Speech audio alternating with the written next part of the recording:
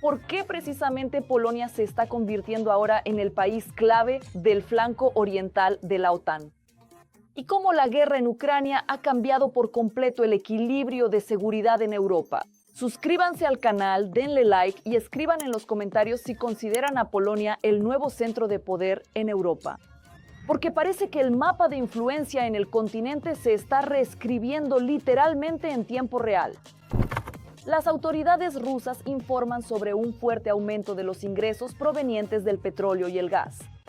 Según datos del Ministerio de Finanzas de la Federación Rusa, en abril de 2026, los ingresos petroleros y gasíferos del país formalmente se duplicaron en comparación con marzo. La razón es simple: los precios mundiales del petróleo subieron bruscamente debido al conflicto en torno a Irán. Para el Kremlin, esto debería haber sido un regalo. La economía rusa depende críticamente de la venta de recursos energéticos. El petróleo y el gas siguen siendo la principal fuente de ingresos del presupuesto, del cual se financia la defensa y todo el sistema de sostenimiento del régimen. Pero estos ingresos récord existen principalmente sobre el papel.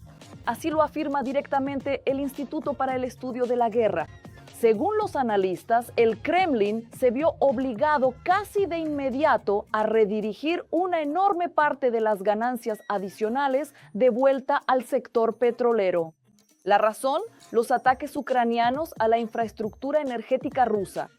Según la información del recurso opositor ruso Ferry Daily, las autoridades de la Federación Rusa pagaron a las compañías petroleras casi 350.000 millones de rublos en subsidios. El dinero se destinó de inmediato a varios fines. En primer lugar, a contener los precios de la gasolina dentro de la propia Rusia. El Kremlin teme un aumento brusco del precio del combustible, porque esto afecta automáticamente a la población, la logística y la inflación. Las autoridades rusas pueden permitirse una guerra, pero no pueden permitirse colas en las gasolineras ni el pánico entre su propia población, porque por alguna razón las estaciones de servicio vacías siempre arruinan la imagen. En segundo lugar, el dinero se destinó a la reparación y modernización de las refinerías de petróleo que fueron dañadas por los ataques ucranianos. Como resultado, después de todos los subsidios y gastos de emergencia, el beneficio récord de Rusia casi se esfumó. Es decir, toda la historia ruidosa sobre la duplicación de los ingresos le dio al Kremlin solo una ganancia adicional insignificante.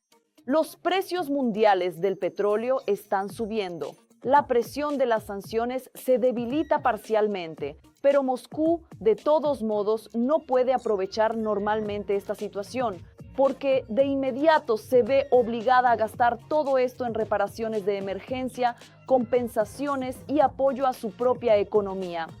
Así que cuanto más tiempo dure la guerra, más caro le sale a Moscú.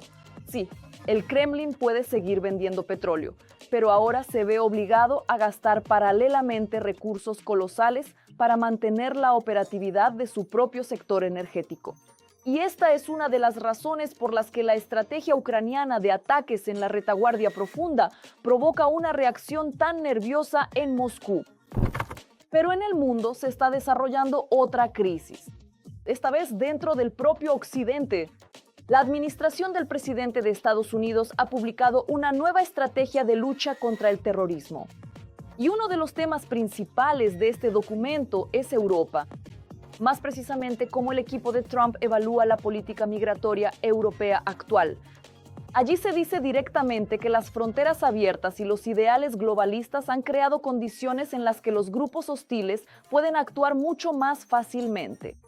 Las formulaciones son duras, en algunos casos incluso deliberadamente provocativas. Los autores del documento acusan a los gobiernos europeos de que el modelo actual de política migratoria aumenta los riesgos de terrorismo. Y aquí es importante entender el contexto. Para Trump, el tema de la migración es uno de los temas políticos centrales de toda su carrera. Fue precisamente sobre una retórica anti-inmigración dura que construyó su primera campaña presidencial. Y ahora este tema vuelve a ser clave, solo que ahora el énfasis ha cambiado. Si antes el principal problema era la frontera entre Estados Unidos y México, ahora en la retórica de la administración cada vez se menciona más a Europa. El equipo de Trump muestra a la UE como un ejemplo de lo que supuestamente conduce una política migratoria demasiado liberal. En el documento incluso aparece la frase sobre la decadencia consciente de Europa. La crisis migratoria, el fortalecimiento político de los partidos de derecha, las disputas en torno a las fronteras, la cuestión de la integración de los migrantes, todo esto lleva mucho tiempo generando tensión dentro de la UE. Ahora parece que las disputas entre Estados Unidos y Europa cada vez más tratarán no solo sobre la economía o la OTAN, sino también sobre valores fundamentales. Mientras tanto, Polonia ya no quiere depender únicamente de declaraciones diplomáticas y se está preparando activamente para un posible agravamiento. En el Kremlin reaccionaron con dureza ante las nuevas declaraciones de Polonia sobre la modernización de su ejército y la posible presencia de tropas estadounidenses. Peskov declaró que Moscú rechaza categóricamente las acusaciones de ser una amenaza para Polonia. Es decir, Rusia, que está librando la mayor guerra en Europa desde la Segunda Guerra Mundial, insiste en que el problema no está en ella, sino en la reacción de sus vecinos a sus acciones.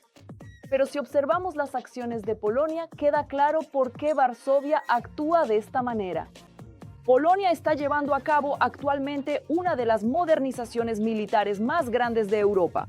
El país planea aumentar el número de sus fuerzas armadas a 300.000 soldados. Se están adquiriendo tanques, artillería, sistemas de defensa antiaérea, aviones y tecnología moderna de Corea del Sur y Estados Unidos.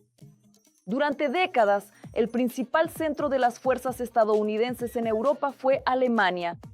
Pero tras el inicio de la guerra de Rusia contra Ucrania, fue el flanco oriental de la OTAN el que empezó a ganar importancia.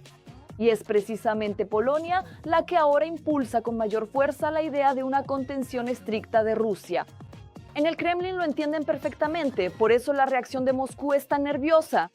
Peskov declara que las acciones de Polonia conducen a una confrontación significativa en Europa y aumentan la tensión en el continente. Pero aquí surge una pregunta obvia. ¿Qué fue exactamente lo que causó esta tensión? ¿Los contratos militares polacos o en realidad los misiles rusos y la invasión a un estado vecino? Porque hasta 2022 los debates sobre una modernización militar de Polonia a tal escala parecían mucho menos realistas. Fue precisamente la guerra contra Ucrania la que cambió drásticamente la percepción de la seguridad en Europa del Este, y ahora los países de la región invierten en defensas sumas que hace apenas unos años parecían políticamente imposibles. Porque cuanto más fuerte Rusia habla sobre la ausencia de amenaza, más gastan sus vecinos en tanques, defensa antiaérea y bases estadounidenses. Y esto ya dice mucho más sobre el nivel de confianza en las declaraciones rusas que cualquier comunicado de prensa oficial. Así que si Europa se está rearmando, Estados Unidos presiona cada vez más a sus aliados, mientras que Rusia, al mismo tiempo que habla de la ausencia de amenazas, amenaza con nuevos ataques. Y mientras los políticos discuten sobre la paz y la estabilidad, los países de alrededor ya se están preparando activamente para escenarios en los que hace solo unos años la mayoría simplemente no quería creer. Y como siempre, apoyen al canal con un like y una suscripción. Todavía quedan muchos temas por analizar.